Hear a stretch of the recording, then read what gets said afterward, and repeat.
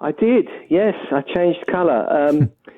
I was a singer kind of way back when, before my hits as Barry Blue. I had 3 records out on a company called Decca Records, which was spectacularly unsuccessful. And one of the A&R men of the day said to me, these records are not happening. Maybe you need a change of name. I hear, that green is not a particularly lucky colour. So I said, all right, then I'll go away and think about it, and came up with Barry Blue, and the rest is history. Always, right from the early days, were you a songwriter as well? Because I think Gene Pitney recorded the first song of yours, didn't he? Oh, yes, he did. I mean, I always wanted to be a songwriter, that's for sure. And that song recorded by Gene Pitney was one of the very first songs I ever wrote. I was about 14 or 15.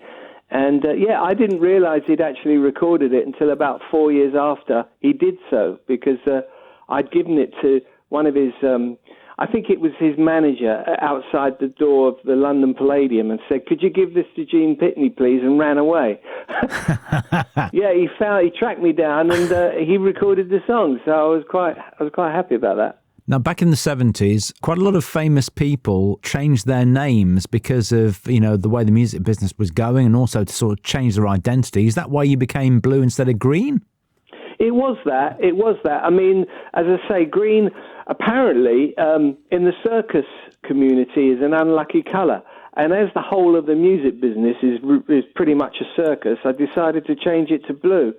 And, it's been much luckier than green. All the hits came, and we've talked about, Dancing on a Saturday Night and School Love and all the others in the 70s. Yeah, I'd had the hits as Barry Blue, and I was also producing those records as well. And I came to the attention of a few acts that wanted me to produce records for them, one of them being Heatwave. And, once I'd really got to know the band and worked with Rod Temperton and the guys, I really knew that's what I wanted to do, is to produce and to write songs a little bit more than singing, because singing meant that, I was away on tour a lot, which I enjoyed, but I always itched to get back in the studio and make music that way. So, I felt maybe that was my career move. Mm-hmm. But I always think that Rod Temperton doesn't really get the credit he deserves as a songwriter, because of all. I mean, who would have imagined that some of the most popular soul hits ever produced, Motown and across the States or wherever, were written by a man from Grimsby? Yeah, it's unbelievable, isn't it? I've always campaigned for Rod's name to be up there in lights. I agree with you 100%. He's an untapped hero of the music business here in the UK, and people don't realise how successful he was and what a great songwriter he was. So how did the songwriting and the producing take off? How did you move in so many different directions? I haven't mentioned later on the likes of Celine Dion, Diana Ross, Missy Elliott and others, and I mentioned Five Star in the 80s, All Fall Down and all that. How did this, was it just your reputation growing? Do you know, I guess I was a little jack of all trades, really, a little bit like a jack of all trades. I loved writing songs. I loved producing. And in fact, I guess I was a bit of a workaholic, because I was always working on maybe 3 or 4 projects at once.